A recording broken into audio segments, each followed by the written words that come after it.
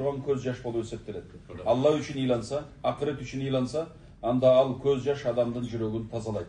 Бүгүн ошондой учур. Шашып болсо да, качып болсо дагы өзүңүзгө бир аз убакыт табыңыз. 2 рекет намазбы, 10 мүнөттүк дуабы, жарым сааттык дуабы убакыт бериңиз. Ушундан утасыз. Бүгүнкү түндүн жакшылыгы ибадат менен гана. Жөн эле шаан шөкөт менен минтип отуруп сүйлөшүп отуруу менен өткөрүп койсо деле боло берет. Бирок негизги бул түндүн максаты ал эмес. Бул түндүн негизги максаты ошол ибадат. Анан ошол ибадатыңыз сизге жанагы 1000 айдан дагы ашык орунду жабат. Кудайым буйруса, бул баягы кыргызча айтканда бүгүн тагдыр өзгөрчүдөй болгон күн. Көп нерсенин оорчулукту жеңилдетип ала турган, кыйынчылыкты жокко чыгара турган, буга чейин өзгөрүлбөгөн ишиңиз өзгөрүлүп кете турган, бурулбаган жагы бурулуп кете турган, түшпөгөн нерсе түшүп кете турган, кабыл болбогон нерсе кабыл боло турган түн. Шуну гана эстеп, көкүрөгүңүздө кичинеле ушу кытымдай Алладан үмүт болсун. Ошол үмүт менен дуа кылыңыз, ошол үмүт менен намаз окуңуз болду иншалла. Кудайым мына бүгүн себеп насип экен. Бүгүн ушул жерге туш болдук. Ооз ачырып аткан адамдан Аллахым ыраазы болсун. Ким себепчи болгон болсо, отургандардан баарыбыздын кылган ниет тилегибиз кабыл болсун. Ооругандарга Кудайым шифасын берсин. Кыйналып аткандардын Кудайым жеңилдигин берсин. Кимдин башында эмне иш болсо, мүшкүлдүгү болсо, Кудайым өзү жеңилдетсин. Телек ниетиңиздер болсо кабыл болсун. Анан азыркы Нурлан айткандай Ренатажым, кимдердин андан башка жакшылык баштагандардын жакшылыгы.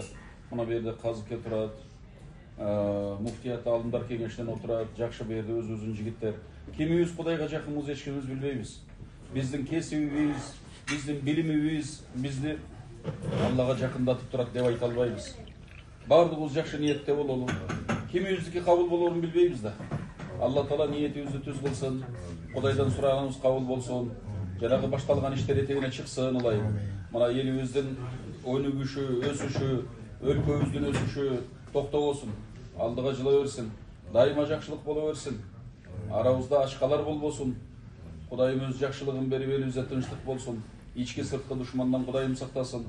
Алла Таала эл башындагыларга ыйман ынсап берсин, адилеттүүлүк берсин, элди ойлой тургандай кам берсин.